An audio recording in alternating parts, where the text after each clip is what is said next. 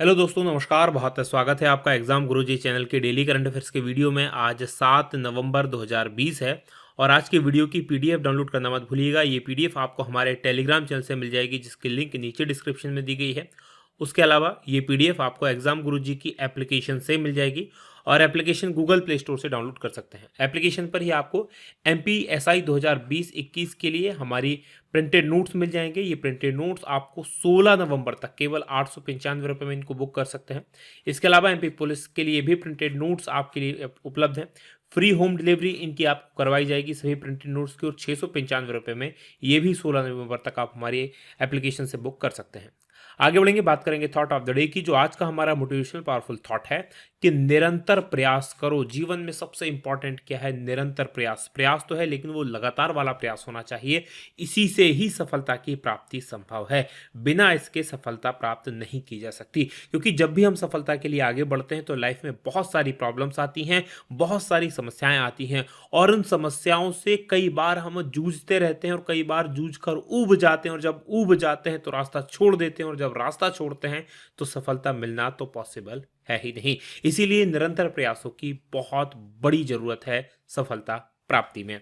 इसी थॉट के साथ आगे बढ़ेंगे, बात करेंगे क्विक रिवीजन कल के पढ़े गए करंट अफेयर के प्रश्नों का। पहला प्रश्न है कि किसने virtual global investor round table को संबोधित किया है? तो ये नरेंद्र मोदी, भारत के प्रधानमंत्री जी के द्वारा। दूसरा प्रश्न, विश्व सुनामी जागरूकता दिवस कब मनाया जाता है? तो 5 नवंबर को। तीसरा प्रश्न है कि डीआरडीओ ने ओडिशा में किस रॉकेट का सफल परीक्षण किया है? तो ये पिनाका MK1 है।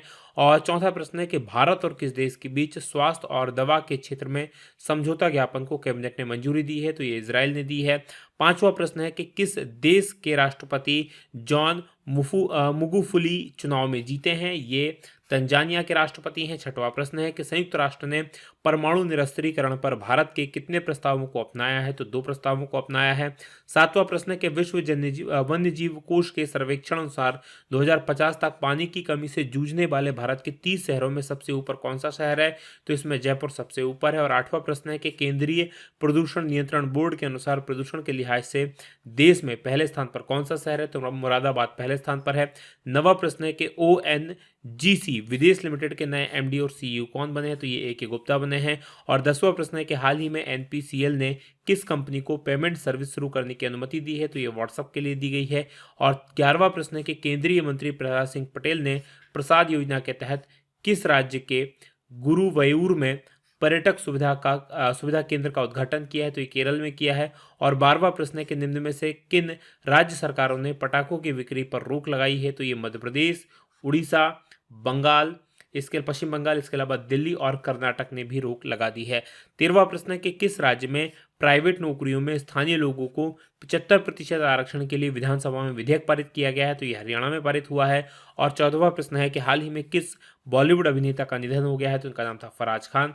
और 15वां प्रश्न है कि किस देश के क्रिकेटर मार्लोन सैमुअल्स ने क्रिकेट के सभी प्रारूपों से संन्यास ले लिया है? और ये वेस्ट इंडीज के हैं।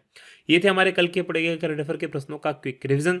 आगे बढ़ेंगे, आज के प्रश्नों की बात करेंगे। और आज के करंट अफेयर का पहला प्रश्न है कि पहला भारत नॉर्डिक बाल्टिक कॉन्क्लेव कब आयोजित किया गया? और इसका जो आयोजन हुआ वो 5 नवंबर 2020 को हुआ, यानी कि बी ऑप्शन प्रश्न का सही उत्तर है।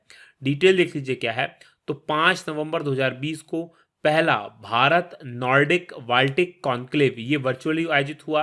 अब ये नॉर्डिक बाल्टिक कॉन्क्लेव क्या है? तो इस कॉन्क्लेव को पहले तो जान लीजिए किसने आयोजित किया। तो इसका आयोजन हुआ संयुक्त रूप से विदेश मंत्रालय, जिसके मंत्री S जयशंकर हैं, और भारतीय उद्योग परिसंघ इसके द्वारा CII इसके द्वारा इसका आयोजन किया गया।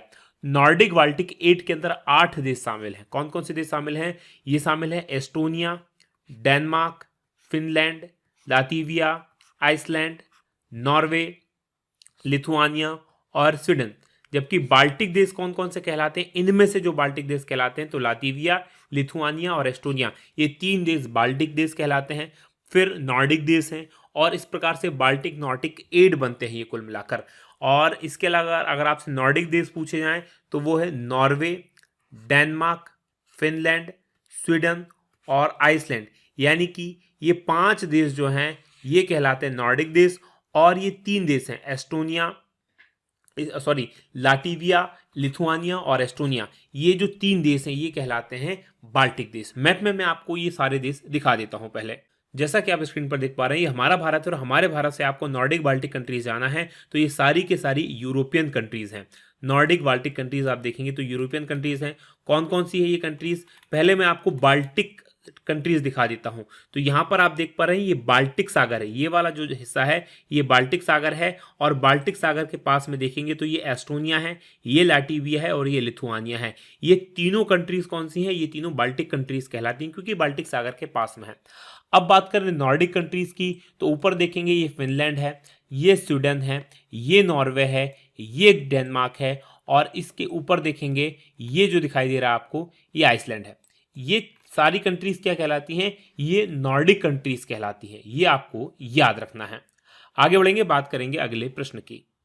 अगला प्रश्न आपके सामने दूसरा है कि बांग्लादेश और किस देश के बीच संयुक्त नौसेना अभ्यास CARAT कैरेट बांग्लादेश 2020 शुरू हुआ है और ये शुरू हुआ है बांग्लादेश और अमेरिका के बीच में, यानी कि ए ऑप्शन प्रश्न का सही उत्तर है। डिटेल देख लीजिए क्या है।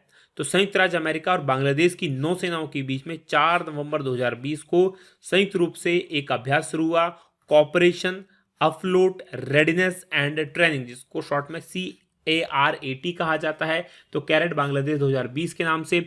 और ये नौसेना अभ्यास जो है साझी समुद्री सुरक्षा चिंताओं से, यानी समुद्र में सुरक्षा को लेकर जो चिंताएं होती हैं उनको दूर करने के लिए संयुक्त राज्य अमेरिका और बांग्लादेश की सेनाएं एक साथ काम करें, इसको लेकर शुरू किया गया है। और ये खुले और मुक्त हिंद प्रशांत क्षेत्र को सुनिश्चित करने के लिए साझेदारी को मजबूत करेगा, यानी कि जो हिंद प्रशांत क्षेत्र है वो खुला होना चाहिए सभी के लिए और सुरक्षित भी होना चाहिए। बात करेंगे हम बांग्लादेश की, तो यहाँ की राजधानी ढाका है, प्रधानमंत्री शेख हसीना है, मुद्रा यहाँ की टका है। जबकि अगर अमेरिका की आपसे बात की जाए तो अमेरिका की जो राजधानी है वो वॉशिंगटन DC है, राष्ट्रपति वहाँ के अभी तक डोनाल्ड ट्रंप है, आगे कौन रहेगा आपको बता दिया जाएगा, और वहाँ की मुद्रा डॉलर है। मैं आपको मैप में दोनों देश लिए चलता हूँ। तो जैसा कि आप स्क्रीन पर देख पा रहे हैं हमारा भारत है और हमारे भारत से अगर आपको जाना है बांग्लादेश तो ये देखेंगे यहाँ पर बांग्लादेश है, जहाँ पर ये कैरेट बांग्लादेश अभ्यास हुआ है। ये बांग्लादेश है जिसकी राजधानी ढाका है। और बांग्लादेश से या भारत से आपको अमेरिका जाना है तो ये जस्ट अपोजिट में भारत या बांग्लादेश दोनों के किधर से भी आप यहाँ पर पहुँच सकते हैं। तो अगर आप पूर्व की तरफ से जाएंगे तो ये पूरा पैसिफिक ओशन क्रॉस करने के बाद में ये आपको जो देश दिखाई दे रहा है ये अमेरिका है। और अमेरिका की राजधानी अगर आप देखेंगे तो ये वॉशिंगटन DC जो है अमेरिका की राजधानी है, ये आपको याद रखना है। जबकि देखेंगे इसका एक राज्य यहाँ पर है, ये इसका नाम है अलास्का, और यहाँ पर वर्तमान में चुनाव चल रहे हैं तो जिसकी न्यूज़ आप देख पा रहे होंगे। ऊपर इसकी सीमा कनाडा के साथ में और नीचे इसकी सीमा मैक्सिको के साथ में लगती है। आगे बढ़ेंगे, बात करेंगे अगले प्रश्न की। अगला प्रश्न आपके सामने तीसरा है कि प्रधानमंत्री मोदी और किस देश के प्रधानमंत्री कोंटे के बीच वर्चुअली द्विपक्षीय शिखर सम्मेलन हुआ है। और ये सम्मेलन हुआ है इटली के प्रधानमंत्री और भारत के प्रधानमंत्री के बीच में, यानी कि डी ऑप्शन प्रश्न का सही उत्तर है। डिटेल देख लीजिए क्या है। तो भारत के प्रधानमंत्री नरेंद्र मोदी और इटली के प्रधानमंत्री जोजेपे कोंते, इनके बीच में एक वर्चुअली द्विपक्षीय शिखर सम्मेलन हुआ है। और 3 साल के दौरान ये प्रधानमंत्री इटली के साथ 5वां संवाद भारत के प्रधानमंत्री का रहा है। और जर्मनी, बेल्जियम, ब्रिटेन और फ्रांस के बाद यूरोपीय संघ के अंदर इटली जो है भारत का 5वां सबसे बड़ा व्यापारिक भागीदार है, यानी इन देशों के बाद सबसे ज्यादा व्यापार हमारा इटली के साथ ही होता है। भारत इटली के बीच 15 समझौतों पर भी हस्ताक्षर हुए हैं। इनमें ऊर्जा क्षेत्र के साथ साथ मीडिया और कृषि क्षेत्र में सहयोग को लेने के समझौते हैं। बात करें इटली की, यहाँ की राजधानी रोम है, प्रधानमंत्री गुसेप कोंटे है और मुद्रा यहाँ की जो है यूरो है। अब मैप में मैं आपको इटली लिए चलता हूँ। तो जैसा कि आप स्क्रीन पर देख पा रहे हैं हमारा भारत और हमारे भारत से अगर आपको इटली जाना है तो मूव करना पड़ेगा आपको पश्चिम में, क्योंकि इटली जो है यूरोप में है, ये भारत है। और भारत से जाएंगे तो ये जो देश आपको दिखाई दे रहा है ये इटली है, राइट। भूमध्य सागर के आसपास आसपास इसके भूमध्य सागर लगा हुआ। भूमध्य सागर के ऊपर देखेंगे तो ये वाला जो देश जगह है ये मेडिटेरियन सी यानी कि भूमध्य सागर कहलाता है। ये कहलाता है आइनियन सी, ये कहलाता है टेरेशियन सी, और ऊपर का जो हिस्सा कहलाता है ये कहलाता है एड्रियाटिक सी, राइट। ये आपको याद रखना है। तो ये चारों तरफ पानी से घिरा हुआ है, ये इटली है। इसकी राजधानी अगर आप देखेंगे तो यहाँ पर रोम जो है इसकी राजधानी है, तो ये आपको याद रखना है। ऊपर इसकी सीमा किन किन से लगी हुई है तो यहाँ पर आप देखेंगे तो ये फ्रांस के साथ इसकी सीमा लगी है। इधर देखेंगे तो ये स्विट्जरलैंड है, ये देखेंगे तो ऑस्ट्रिया है, ये देखेंगे इधर तो ये स्लोवेनिया है, और इधर देखेंगे तो ये क्रोएशिया है। अब यहाँ पर देखेंगे एक छोटा सा देश है सैन मैरिनो, यहाँ पर स्थित है सैन मैरिनो। और इधर देखेंगे तो एक और छोटा सा देश है ये मोनाको, तो ये भी एक छोटा सा एक शहर है एक्चुअल में, लेकिन एक देश है, शहर शहरी देश जैसे सिंगापुर है उसी प्रकार का। अब इसी इटली का एक हिस्सा यहाँ पर है, ये आप देख पा रहे होंगे, ये सेंटेनिया जो है ये भी इसी का द्वीप है, जबकि ये जो द्वीप है ये फ्रांस का है, ये आपको याद रखना है। और ये सब मेडिटेरियन यानी कि भूमध्य सागर में स्थित है। आगे बढ़ेंगे, बात करेंगे अगले प्रश्न की। अगला प्रश्न आया, उससे पहले मैं आपको बता देना चाहता हूं और जो शिखर वार्ता हुई है भारत के प्रधानमंत्री की, तो प्रधानमंत्री नरेंद्र मोदी और डेनमार्क की प्रधानमंत्री मैट फ्रेडरिक्सन के बीच में 28 सितंबर को एक द्विपक्षीय इसी प्रकार का वर्चुअली सम्मेलन हुआ। और प्रधानमंत्री नरेंद्र मोदी और श्रीलंका के प्रधानमंत्री महिंद्र राजपक्षे के बीच में 26 सितंबर को इसी प्रकार की वीडियो कॉन्फ्रेंसिंग भारत श्रीलंका द्विपक्षीय शिखर बैठक का भी आयोजन हुआ है। बात करेंगे चौथे प्रश्न की कि सेना प्रमुख जनरल एम.एन. नरवणे ये किस देश की सेना के जनरल की मानद उपाधि से सम्मानित इनको किया गया है, तो इनको नेपाल की सेना के जनरल की मानद उपाधि से सम्मानित किया गया है, यानी कि सी ऑप्शन प्रश्न का सही उत्तर है। डिटेल देख लीजिए क्या है, तो सेना प्रमुख जनरल एम.एम. नरवणे, इनको जो नेपाल के राष्ट्रपति हैं विद्या देवी भंडारी, उन्होंने नेपाली सेना के जनरल की मानक उपाधि प्रदान की है। और दोनों देशों के बीच में सेना अध्यक्ष को मानक उपाधि देने की ये परंपरा करीब 7 दशक यानी 70 साल पुरानी है। यानी भारत की आज़ादी के बाद से ही नेपाल और भारत के बीच में इस प्रकार के संबंध रहे हैं कि भारत की सेना नेपाली जो सेनाध्यक्ष होते हैं उनको मानद उपाधि देती है जनरल की, और भारत के सेनाध्यक्ष को नेपाल में ये उपाधि दी जाती है। आपको याद होना चाहिए कि अभी जो नरवणे साहब हैं वो 3 दिन की नेपाल यात्रा पर गए हुए हैं, और भारत नेपाल के बीच में सीमा विवाद को लेकर चीज़ें अभी थोड़ी सी ठीक नहीं थी, तो उन्हीं चीज़ों को लेकर ये सारी कवायद की जा रही है। बात करेंगे नेपाल की, तो यहाँ की राजधानी काठमांडू है, प्रधानमंत्री के.पी. शर्मा ओली हैं और राष्ट्रपति विद्या देवी भंडारी हैं, और मुद्रा यहाँ की नेपाली रुपया है। आगे बढ़ेंगे, बात करेंगे अब हम 5वें प्रश्न की कि बुल स्ट्राइक नामक तीनों सेनाओं का एक 3 दिवसीय संयुक्त सेना अभ्यास कहाँ आयोजित हुआ है, और इसका आयोजन हो रहा है अंडमान निकोबार में, यानी कि ए ऑप्शन प्रश्न का सही उत्तर है। डिटेल लिख लीजिए क्या है, तो अंडमान निकोबार कमान ANC, इसने टेरासा द्वीप है अंडमान के अंदर में, आगे आपको मैप में बताऊंगा भी, यहाँ पर स्थित एक बुल स्ट्राइक नाम का 3 दिवसीय संयुक्त सेना अभ्यास का आयोजन किया है। और इसमें ANC के 3 सेवा घटकों यानी भारतीय सेना के पैरासूट ब्रिगेड, मार्कोस यानी कि मरीन कमांडो फोर्स और विशेष बलों के अधिकारियों की भागीदारी हुई है। और यह अभ्यास टेरासा द्वीप में आयोजित किया गया, जो रणनीतिक रूप से इंपॉर्टेंट निकोबार द्वीप समूह में स्थित है। अब देखेंगे यहाँ पर ही कहाँ है एक्चुअल में देश, ये आपको दिखाई दे रही पूरे विश्व में आप देखेंगे तो ये भारत है, भारत का ये वाला हिस्सा यहाँ पर क्या है, ये अंडमान निकोबार है, भारत के ये वाले हिस्से में ये दिखाई दे रहा है आपको, ये अंडमान निकोबार है। नीचे की तरफ आप देखेंगे तो इंडोनेशिया के पास में ये है, जबकि इस तरफ अगर आपको दिखाई देगा तो ये जो जगह है ये म्यांमार के पास में है, राइट। अब देखेंगे ये भारत के अंडमान और निकोबार आइलैंड्स हैं, 2 आइलैंड्स हैं एक्चुअल में, ये 10 डिग्री चैनल है जो इन दोनों को अलग करता है। ऊपर देखेंगे तो ये अंडमान है, नीचे की तरफ देखेंगे तो निकोबार द्वीप समूह है। ऊपर अंडमान में north Andaman, middle Andaman, lower Andaman है और लिटिल अंडमान है। ये अंडमान द्वीप में और छोटे छोटे से द्वीप हैं। यहाँ पर देखेंगे तो ये लोअर अंडमान में यहाँ की राजधानी पोर्ट ब्लेयर जो है वो अंडमान द्वीप में लोअर अंडमान में है, जबकि नीचे की तरफ देखेंगे तो ये कार निकोबार है, इसका नाम कार निकोबार है, ये टेरेसा है, ये बोमपाका है, ये नौकोरवी है, यहाँ पर आप देख पा रहे होंगे। ये नीचे की तरफ देखेंगे तो ग्रेट निकोबार है, ये लिटिल निकोबार है, ये कचाल है। तो यहाँ पर छोटे छोटे द्वीपों के अलग अलग नाम है। इनमें से ये जो टेरेसा द्वीप है यहाँ के पास में ये जो सेनाभ्यास हुआ है ये हुआ है, और इन द्वीपों के नाम आपको याद रखने हैं, आपसे पूछे जा सकते हैं। बात करेंगे 6वें प्रश्न की कि पेरिस जलवायु समझौते से आधिकारिक रूप से कौन सा देश बाहर हो गया है, तो आधिकारिक रूप से इससे अमेरिका बाहर हो गया है, यानी कि सी ऑप्शन प्रश्न का सही उत्तर है। सी ऑप्शन, ये डी ऑप्शन पर गलत जगह टिक हो गया, यहाँ पर सी ऑप्शन सही है। डिटेल लिख लीजिए क्या है, तो संयुक्त राज्य अमेरिका 4 नवंबर 2020 को आधिकारिक रूप से पेरिस जलवायु समझौते से अब बाहर हो गया है, और अमेरिका 2015 में इसमें शामिल हुआ था। उसके बाद औपचारिक रूप से इस समझौते से बाहर होने वाला एकमात्र देश बना है, और 1 साल पहले यानी कि 4 नवंबर 2019 को अमेरिका ने इसकी घोषणा की थी, और इस समझौते से बाहर निकलने के लिए 1 साल का समय चाहिए होता है। तो इसके बाद 4 नवंबर 2020 को अमेरिका इससे बाहर हो गया है। दिसंबर 2015 में 195 देशों ने पेरिस फ्रांस, जो कि फ्रांस की राजधानी है, वहां पर UNFCCC इन दलों के 21वें सम्मेलन हुआ था और इसमें कार्बन उत्सर्जन को कम करने के लिए और इसके लिए और तेज कार्यवाही की जाए, ग्लोबल वार्मिंग की जो समस्या है इससे निपटने के लिए पेरिस जलवायु समझौते को अपनाया था और अमेरिका ने खुद को इससे अलग कर लिया है।